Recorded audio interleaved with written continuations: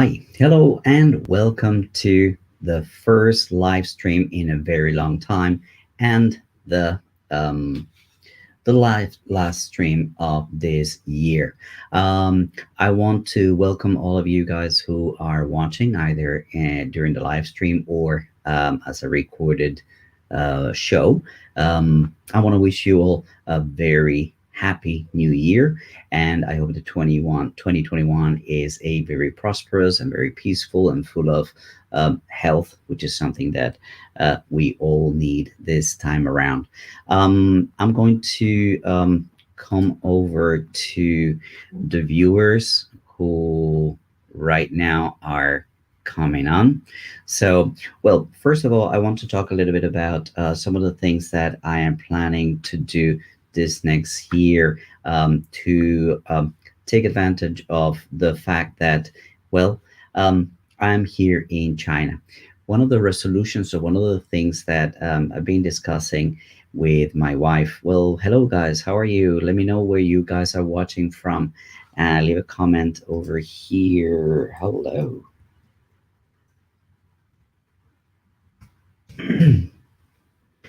And what I would like to do is share with you some of the things that my wife and I have been discussing about a possibility for us to improve the content that we're producing. We are thinking about going out at least once a week, somewhere either near our city, and shoot some videos over there to show you a little bit more of well, hey, hello, Kendrick. How are you? Mega fan. Hello, how are you? Kendrick was the guy who was waking up early in the morning in Finland. Am I right, Kendrick? Or um, so okay, let me continue with the story, and then I start giving some shout outs. This is going to be a short one. I just want to talk to you about a few things that I want to do, and talk a little bit about the year that just ended. UK. Okay, Kendrick. Thank you. Um, so we are going to be taking a day of our week each week and go to nearby places to shoot some videos and show you interesting places around China and around where we are. The way that we want to do that is, well, we get on a train or we drive somewhere. We spend the whole day, spend one night, so that we get to show you also what is taking place in the evenings in these places, and then come back to work the next day. We only get one day off here at my office, so it limits how much we can do. But I think that this is something that is going to be a lot more interesting for you guys than just watching this studio or see me walking around the same city again and again and again. Although I understand that the message is important, I also think that the the scenery and the places that I can show you are also an important part of the video. And well, the topic of this video is to wonder and ask you guys, what are you grateful for? We got the scrolly at the bottom. What are you guys grateful for this year? This has been a very complicated year, a very difficult year. I personally lost a family member to the virus, and I almost lost my business. But I'm grateful that me, my wife, and my students, my teachers, my staff, we're all fine. We're all healthy. We are all ready to embrace the new year. This is one of the things that I'm very, very grateful for. Um, so let me know in the comment section below, um, what kind of stuff are you grateful for in this very difficult year. Kylie Guo is saying hello from Northwest China. Hi, Kyle. Who else do we have here? We have Yihan Zuo. Hey, Happy New Year to you too. Megan Fan 11 saying hello. Um, well, Kyle, is the nature of the beast. I mean, that I think very few people around the world can say that they don't know anybody who hasn't been affected by this virus. And in my case, it was my aunt who, well, we were pretty close. Um, Leo Chong, hello from Hong Kong. Hey, if you guys could let me know how the sound is, because I it's one of the things that I struggled the most with. Is the sound okay? Um, Let me know. Is there any kind of, because I'm not tracking with earphones or anything. If you could leave me a comment, letting me know how the sound is. So yeah, I wanted to know, guys, what are you grateful for? Mm, I think that here in China, I'm very grateful for the, well, the kind of organization that the government has, and how seriously they took this COVID-19. Um, okay, thank you, Kyle. Um, I also feel that we should always grateful if we are here in China, for how seriously the government actually took this situation. Um, when I talk to people in my home country, Colombia, or when you see situations outside, you can't not be grateful for being here. We are right now enjoying a situation where, me, my wife, for example, we just received not a warning, but kind of like some advisory from the city government. Um, Kandai, hi from Romania. Thank you. Love my work. Thank you so much. Um, Kyle, nothing to be grateful for. It has been a very difficult year. Very, very difficult year. Ri Guo, Happy New Year from Texas, overseas Chinese. Hey, how are you, Texas? Spent 4 years of my life over there. All right, guys. The thing about being grateful for how seriously the government took things here goes to a very simple thing. We live to see another day. We live to see another year, and we do that in unity, and we do that in with a sense of togetherness. At least here in China, that is very significant and very emotional and very touching for me. I This year was very important in terms of a lot of ups and downs, also in terms of my YouTube channel. If I were to talk about it, um, I had a lot of people who um, I did not get along with at the beginning in the YouTube community, but throughout the year and throughout hard work and communication and talking, we mended our bridges, and we got back to a situation where we can actually do things together, which is something that I'm very grateful for. Um, Um, Kyle says, for me is a normal year, nothing special. Uh, okay, for me it was not normal. It was not normal at all. The amount of stress and the amount of emotional ups and downs was huge. But I was talking about some of these ups and downs that had to do with YouTube, and to end the year in a very high note, in a very good relationship with a lot of the big YouTubers and a lot of the YouTuber community here in China, is something that I'm very very positive about for the new year. The new year is going to allow me to do a lot of things in cooperation with more people, and continue growing the channel, which is always my main objective. I want to be able to reach more people with my message. I get a lot of comments about people telling me, "Oh, your reasoning and your way of explaining things is something that helps them understand China a little bit better." So I want to reach more people with my message, and perhaps one of the things that I want to do, really, I want to focus on is I want to be able to talk to the other side. I feel, oh, of course, China. The show is great. Thank you, man. Thank you. Haza. Hey, man. How are you? There's too much YouTube drama. I mean, between creators. I think everyone needs to just respect the opinions of others more. What do you think, Mike? I think. It is true. We need to respect each other a lot more. Um, but the one thing that I've happened to realize is that there's a lot of insecurity in this circle. Insecurity in a sense that um, as if there is not enough room for everybody. Of course, there's room for everybody. This is oh sorry, this is the internet, man. This is YouTube. Everybody's going to be finding their own space, and I think that that's one of the things that causes a lot of issues within the YouTube community.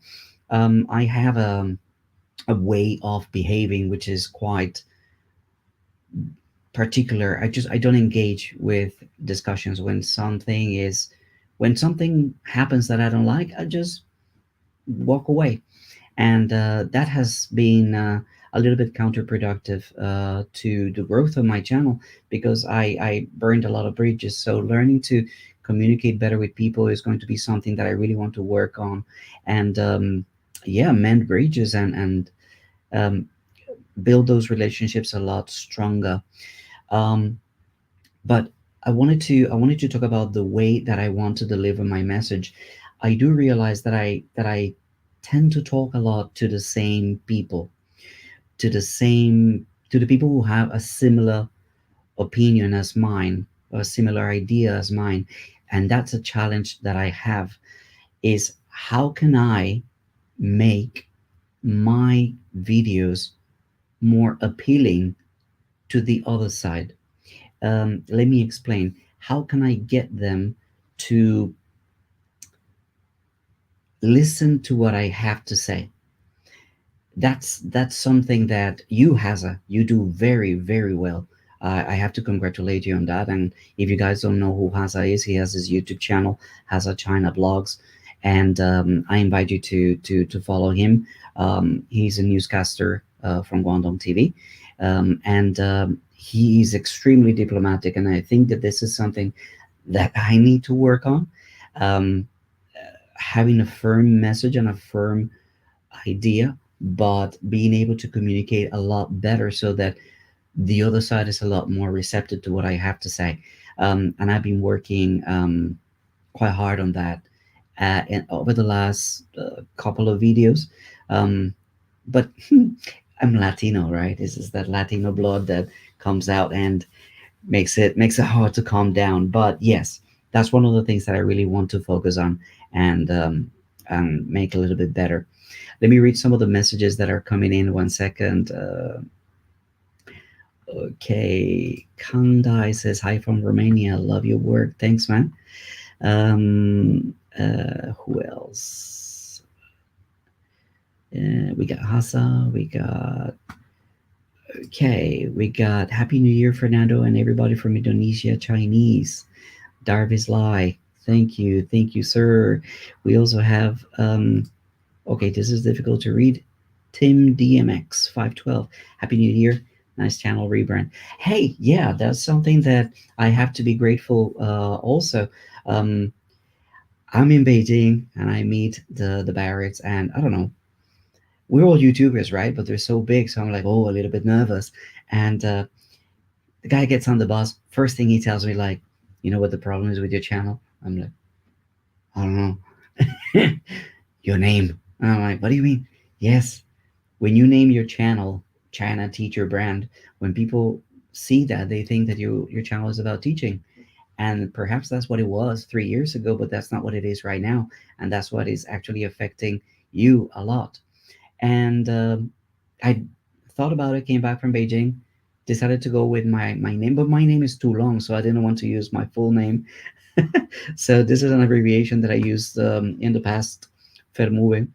Um, and little by little, I could see more and more views and more subscribers, even before what I joke with the Barretts, the Barrett effect. Um, I had seen about 1,000 new subscribers, but then Oli Barrett released the video that we did in Beijing, and boom, another 2,000 subscribers in a matter of a couple of days. So that's the Barrett effect for you guys. Thank you guys so much for that shout out. I'm very, very grateful for these kind of relationships and this kind of opportunities to collaborate with other people. There's much more to do. I really, really need to get Daniel Dumbrell on my, of course, China. We've been talking about it, and it's just a matter of finding the right time. But keep an eye on that one. I also decided to start my channel in Spanish, which is called China para ti. So if you guys speak Spanish or know anybody who speaks Spanish and would like to see the same kind of content, then please do share that with them. It's called China para ti, because I think that in Latin America we get a lot of the information is just kind of like dictated by North American news. So a lot of people down there don't get the side of the story as it is told here from China because they don't understand the language. So it's something that moved me and motivated me to, hey, let's just. I know it's more work and everything. I'm handling now 3 channels, but I think it needs to be done.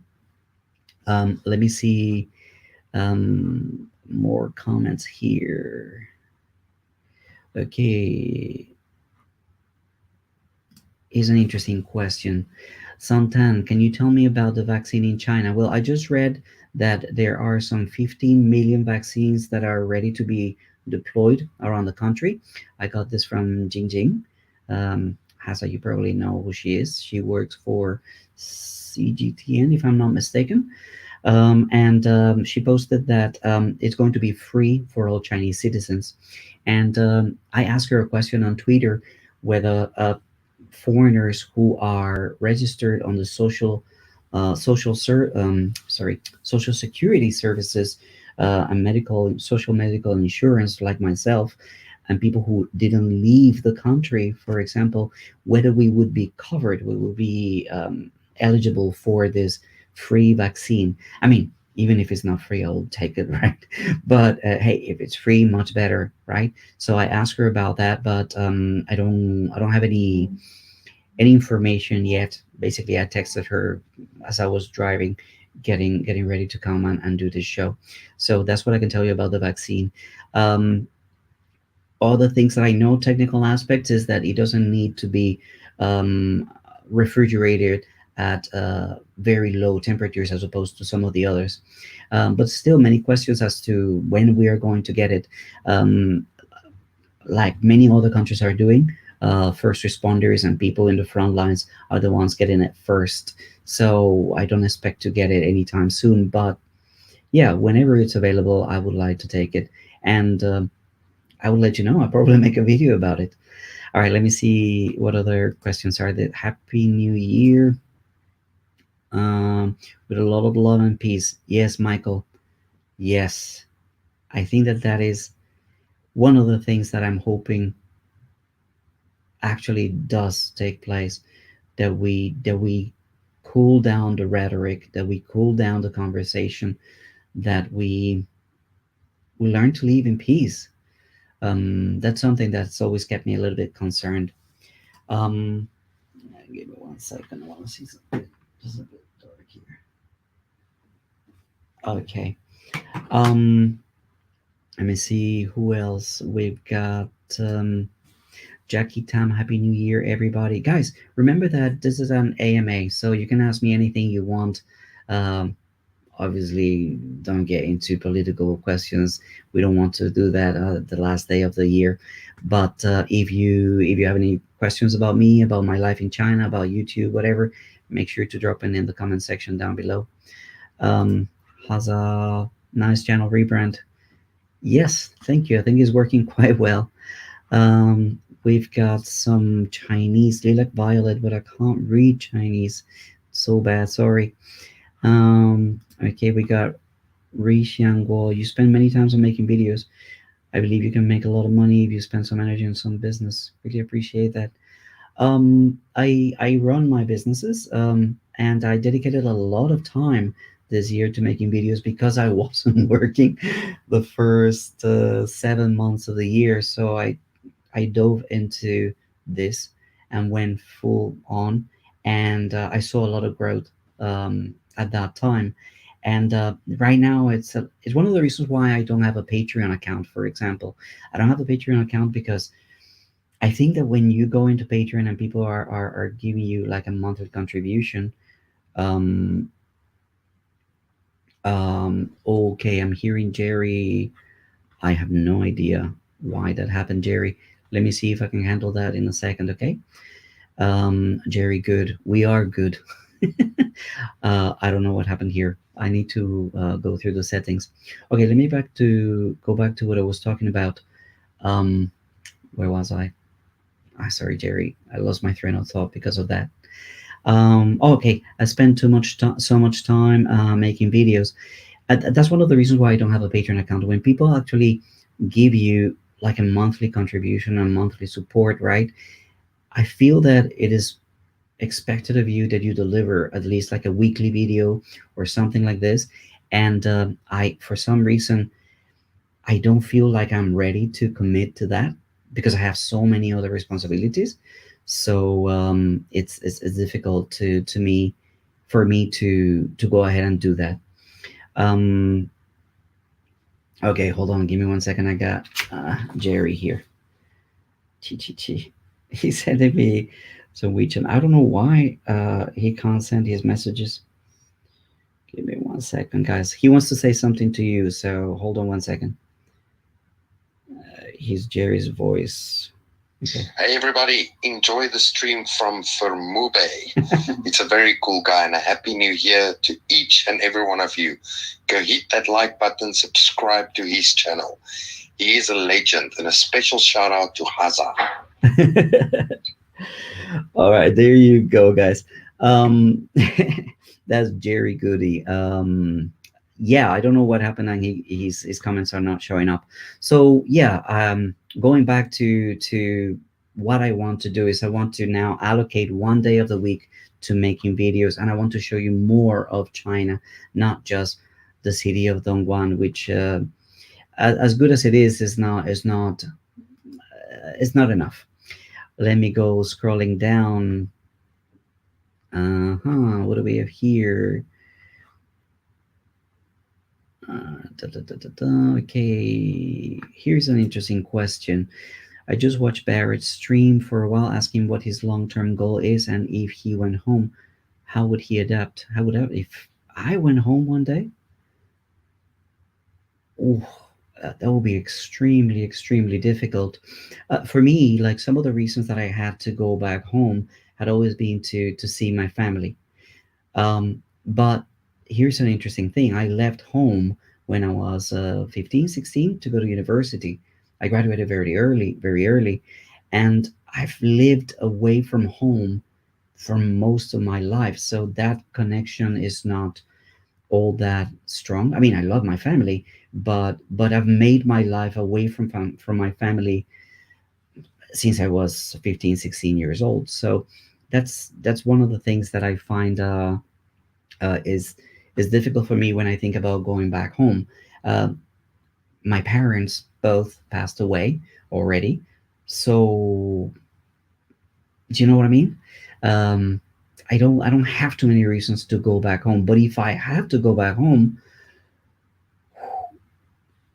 I don't know if I would start another English training center. I'm close to 50 years old. Maybe with all the baggage, with all that expertise, and with all that information that you gather through the years, I would do that over there and set something up, work a lot less, just hire people to work for me. Another consideration, Haza, would be my wife, who's Chinese and whose Spanish is rather limited as my Chinese. So, probably try to get her a job at a university teaching Chinese or something. I used to work at a university back in Colombia before I came to China, so that could be something that she could do.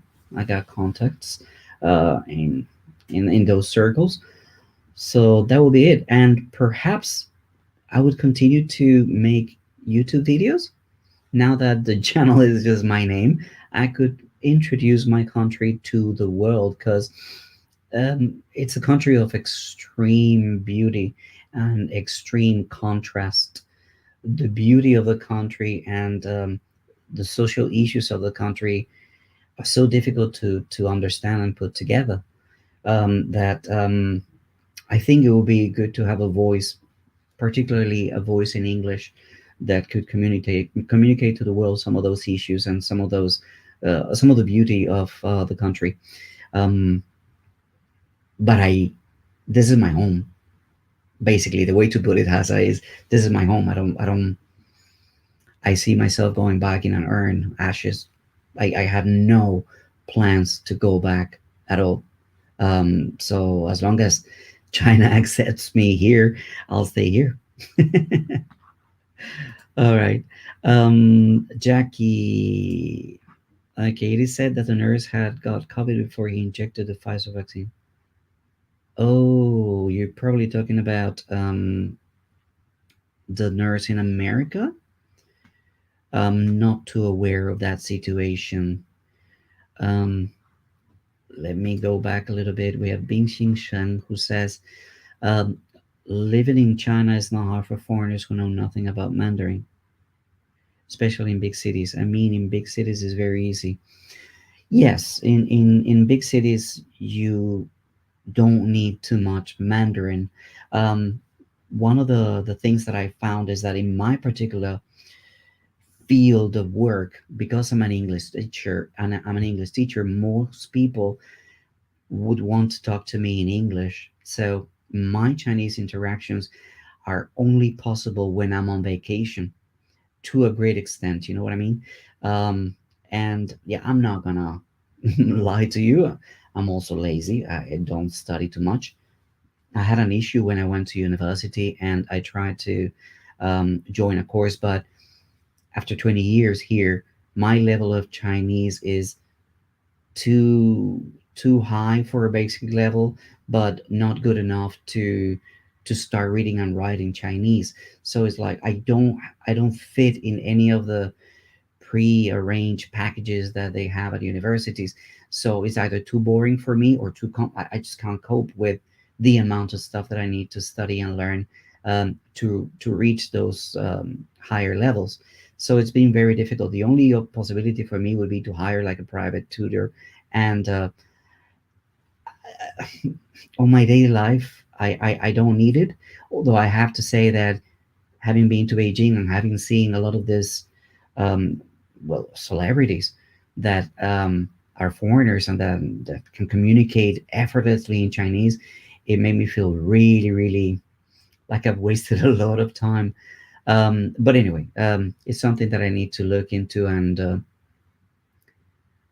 I need to get better. I need to go out more. That's the thing. I need to get out of my comfort zone a lot more and start using it and learning more Chinese that way. I don't think the classroom is good for me for learning. Okay, let's see what other questions are there here. Who do we have? A lot of. Okay, Thomas, have you ever thought about having a segment dedicated to the actual flaws in the Chinese system as opposed to fabricated ones like what Sir Penza et al. Do? I think it would increase your legitimacy in China, I suppose, in the eyes of people who spend their lives consuming Western media exclusively. Um, I think people, I mean, when this is why an AMA is interesting. My life is actually quite boring. My life is actually quite limited to shooting YouTube videos, getting updated in news, reading stuff, and going to work at 3 o'clock in the afternoon, coming back home around 10. So, and just hanging out with my dog and my cat, and with making breakfast, making lunch. It's just it's I don't get to do too many things. So when people say like, "Oh, complain about the system," I don't interact with the system all that much to be able to give you like a personal account of the system. I have had instances where I have had interacted with the system, and I have had issues with the system, and I have great success with the system. When I've had issues with the system, think about the videos that I made about Shanghai. That was something that really upset me, and I made a video about it. I said, like, hey, they didn't let me tour Qinghai the way that other people can. I made a video about it. Um, I don't know if that adds to the legitimacy of my channel, but is what it is. Some people were asking the same just the other day, and I said like I made videos, for example, criticizing the rule, the law, the policy that non-native English teachers cannot teach English anymore. Um, I don't agree with that. It affects my life, and I abide by the laws of China. Um, but yeah, I have made videos criticizing that in particular, that part of the system. Um, I've talked about how education in China needs to start reforming. There needs to be some kind of education reform because is just conducive to a lot of stress and a lot of issues and a lot of pressure in children. So I was very pleased to hear when I was in Beijing that there are some pilot schools and some pilot programs where they are not pushing so much the test taking ability of the students. They're going more for vocational classes and another kind of learning that's not so focused on test results. So I've talked about things that I disagree with. I've talked about things um, that I don't agree, that I don't understand also. But the main aspect when it comes to that is that this is not my country. I mean, I might say how I feel about it, how it affects me, how I modify my behavior or my life according to how things change. But for I'll give you another example. When they forbid motorcycles in the city, I had a motorcycle. I lost it basically. So that was something that upset me as well. So not everything is rosy over here, and yeah, I feel that I've talked about some of those things, but the fact is I don't get personal experience, first-hand experience with negative things in China. Everything just flows, everything just works, everything is fine, at least for me. So there's that, man. Okay, let's go to another comment. Um, let's see.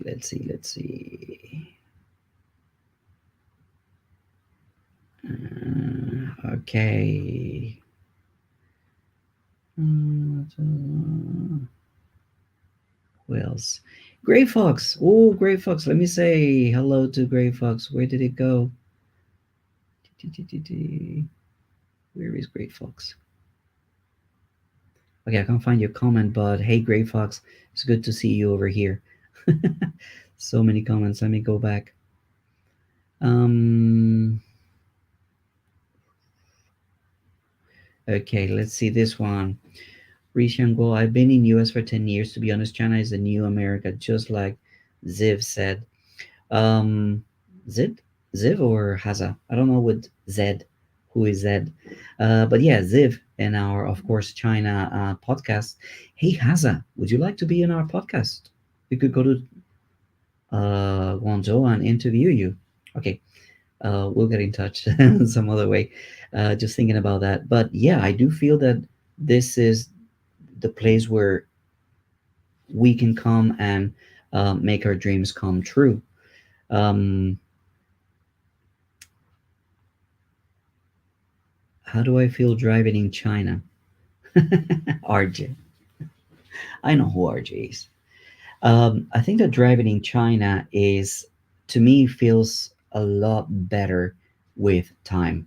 Um, one thing that I have to say is that all these cameras that they set up make people a lot more aware that there's no need for police to be around, that there are other means that they can be fined.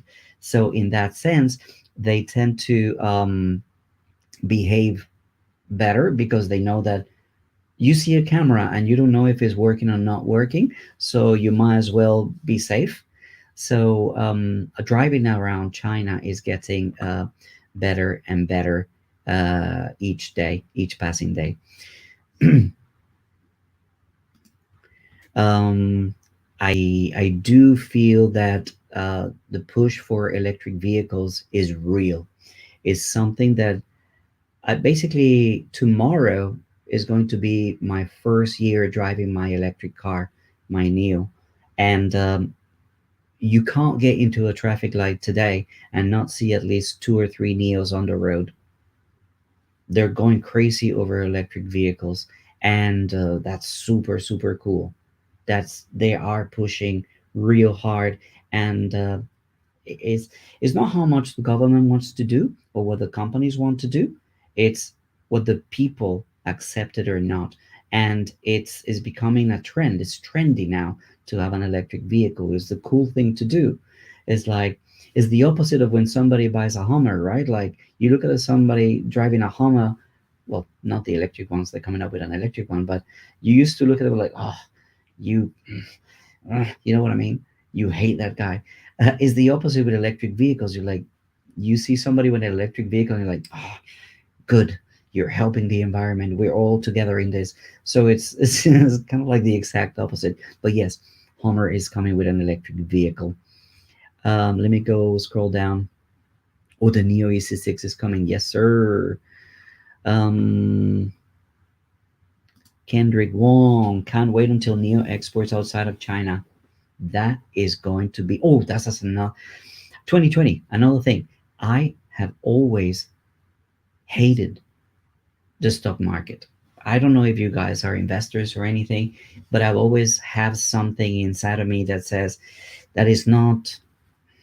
There's a difference between earning money and making money. Um, and making money in the stock market, day traders, things like that. I feel like they don't add anything to society. So I've always had this. So this year, I actually, my wife and I, we decided, hey, let's buy some Neo stock. We already invested money in the car. We might as well just get some Neo stock. So we went ahead and we bought a few shares, not too many shares. So it's not like money is abundant this year.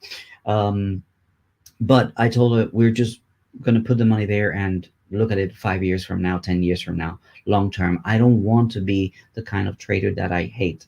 Those guys that are just jumping in and jumping out, jumping in and jumping out, creating not really a port, um, bringing anything to society or to the economy, but everything is just clocked as business, business, business. And yeah. Um, anyway, that's something that we did this year that was new. I'd never done it before. And well, thought I would share it with you. Eric, I love BYD. BYD's great cars, great cars. Uh, King Kai, sorry I'm late to the party. No, you're not. I just clicked on your message. Um, what do oh, Yi Hang Shuo. uh, I freaking love Xiaopan. So cool. I tested 2 days ago. Funny that you asked, but about 2 days ago, I went and I tested it. Uh, really cool. Great range. There's a thing with some of Xiaopan cars before the G3, for example. It just looks like a cheap gimmicky tablet. You know what I mean? And the materials are not all that high quality.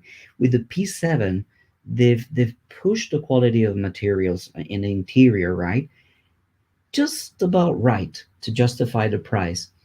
And the tablet itself, it's really really cool. There's none of those flashy disco lights. There's some cars that got this purple and this neon and this. Ugh, no, I mean, come on. Almost 50, as I said. That's not for me. So this is very, very subtle, very easy to work with. The interface and everything that the car does is actually a little bit better than Neo. So that was pretty cool. And well, yeah, we're we're thinking about it. We're waiting for next year. Hopefully, things are going to get better next year. And if things get better, then the wife will probably get a P7. She's watching, I'm sure. She's gonna comment something. All right. Let me see. I do invest in the stock market. I invested in certain stocks in November. You've gone up more than double in value. The thing with the stock market, it's always you always hear people um, making money. I mean, there are certain things that don't register in my head. How can you make money if the value of stock is going down? That's just a bet, and you want to bet, but that bet doesn't reflect in any way uh, in the strength of the economy. One of the things that I have against it is, for example, when I saw Elon Musk light up, right, when he was with Joe Rogan, and the stock went down. What does that have to do with the thousands of workers and the thousands of employees and the people who manufacture a very decent car like a Tesla, a very good car like a Tesla? Why would the value of the company go down because of that? Do you know what I mean?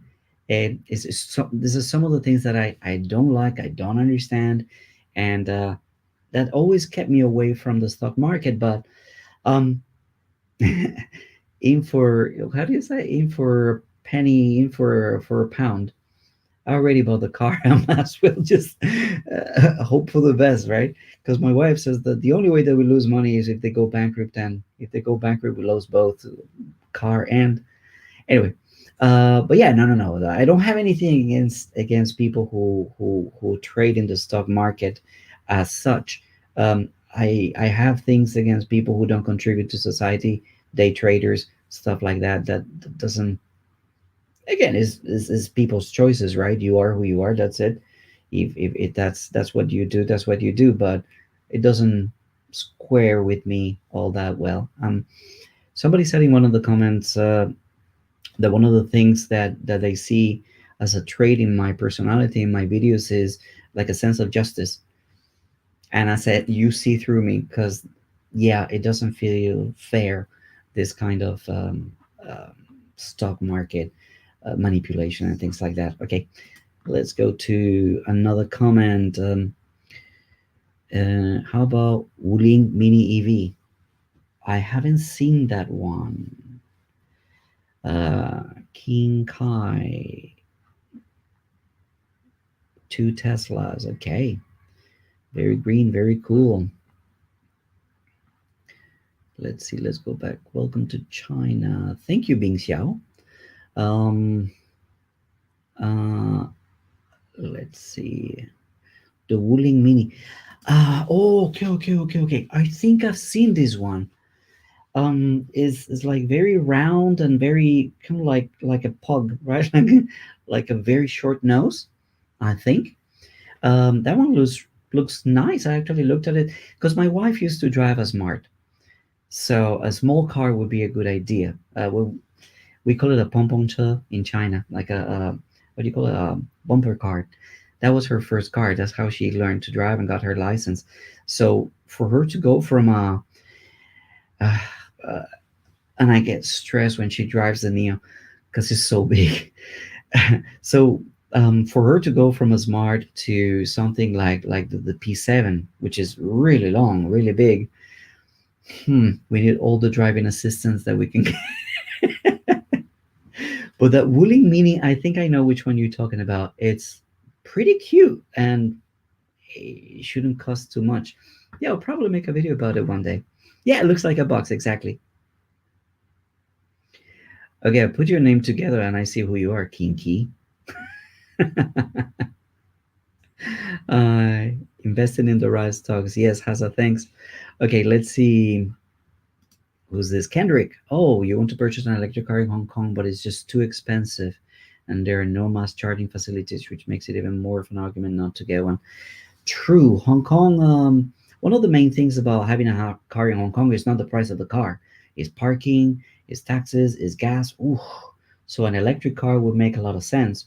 But yeah, interesting that Neo is not entering Hong Kong as a market, or I think they already entered Macau if I'm not mistaken, and there's great success over there. So yeah, keep an eye open. I mean, they want to go everywhere, and they have a product that's got the quality that's necessary.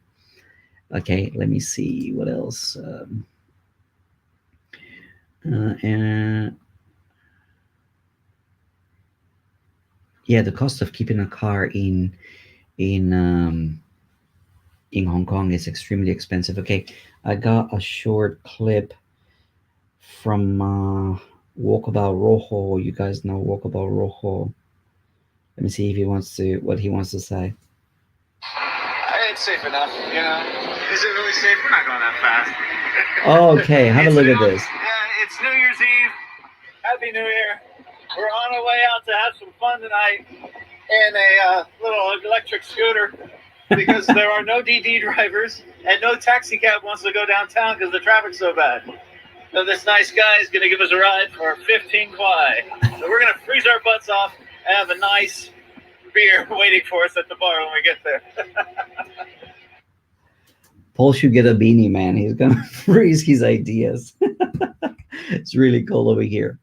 Um, all right, guys. We're running on 45 minutes. And as I said, I wanted to keep it short. I just wanted to say thank you. Thank you to all of you guys, all of the viewers, all of the subscribers, all of the people who are constantly commenting and supporting this channel. Thank you so much. Those of you who have supported me via PayPal, who have supported me on WeChat, thank you. You know who you are. I appreciate you so very much. And let's hope that next year we are going to be stronger together. Uling. If you type in, man, I'm fine. All right, guys. So if there's no other questions, and this AMA, I'm gonna be wrapping it up and take the lady for a nice drink and enjoy the countdown. Okay, guys. Thank you so much for being tonight with me. Happy 2021. Let the past behind you, and let's look at the new year, anew and afresh. And well, as I always say, until I see you again, take it easy and bye for now. See you next year.